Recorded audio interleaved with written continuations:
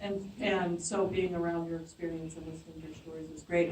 My start in this work it's a very long and circuitous route. I have a PhD in evolutionary biology and a master's in ornithology, and so it's totally unrelated. I worked as Sheridan talked about earlier. When I worked for Dakota Resource Council, I coordinated the North Dakota State Table, which was a network of organizations that wanted to see progressive change. And so we worked together with nonprofits and with tribal colleges and tribes to try to work together on issues that were important to all of us. And then I was the field director for the Measure One campaign.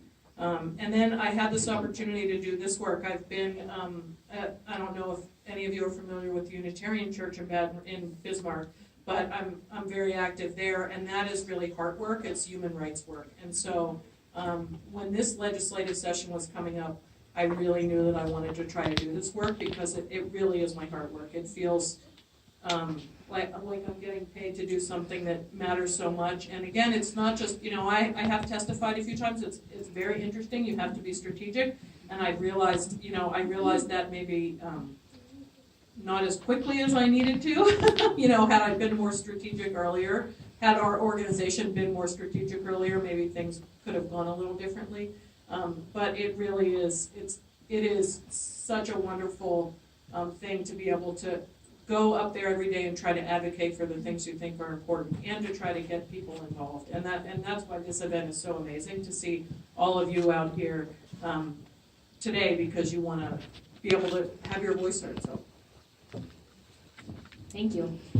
I want to dovetail right off of that. You're talking about your testimony and preparing for the legislative session, thinking about getting ready for a session. So this was your first session, Elizabeth, and I don't know when you took the job, how much time you had to prepare, but certainly Janelle and Heather knew what they were up against coming into a session. So talk a little bit about how you prepare for a legislative session and kind of scope out what bills you're going to be proactive on, or what policies you're going to be looking at, and then more specifically, how, when you know there's a bill you're going to be working on as an organization, how do you prepare for the committee hearing and working with legislators? So that's a big question, but we'll get all sorts of information from this. I can attempt to start, and that is a big question, and so I think there might be a little bit of back and forth around this.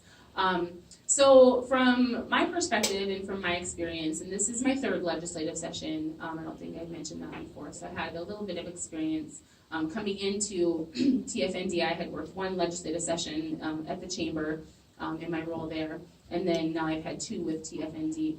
And leading up to legislative session, I think it's important to kind of outline, first of all, the pieces of legislation that you think you might see coming from legislators, and then also the pieces of legislation that you want to see that you can work alongside your legislators to help get introduced. And so it's kind of multifaceted in that regard. So for this legislative session, we worked really, really hard to be prepared. We invested an entire year and a half into what we began to call our comprehensive piece of legislation around tobacco policy. We wanted to update North Dakota's tobacco policy in terms of having a tax increase on tobacco products, getting all of the electronic products classified as tobacco products because they currently are not.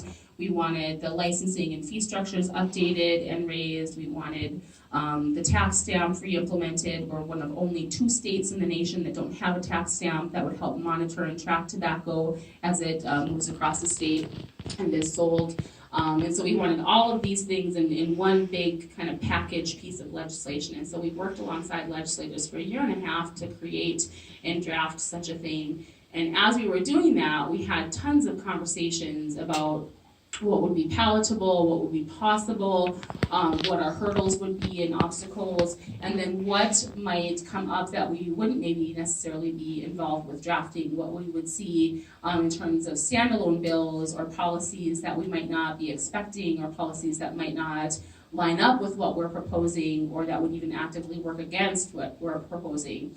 And so you have to really try your best to have friends that give you tips and have ears to the ground. That we found out 3 weeks before session that there was one of our legislators that is sometimes a friend of ours that had gone rogue, and she had 3 bills ready to go, and we didn't know about any of them, and they were all tobacco policy bills, and so we had to quick learn what was in those and see if we could have some influence to make them stronger and give them a chance to be able to work through their hearings and all of that. But it was just, the more you can know and the more angles you can come at it from, and the more involvement you can have with the legislators and the other organizations that can maybe partner alongside of you, the better opportunity you'll have to see something come through that would be, I think, good for whatever policy or advocacy you're supporting.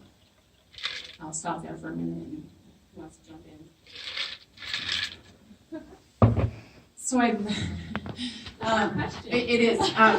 So I had a really phenomenal assistant director for all the time that I was director, and then she was there 20 years prior to when Bonnie was still there. But she would always do my research. You have to find somebody on staff that really, she loves research. She was able to look, we look at other states to see what other states are doing in terms of policy work regarding domestic violence or sexual assault. So she would really have a handle on other states, the challenges that they might have faced. So for example, being able to terminate the rights of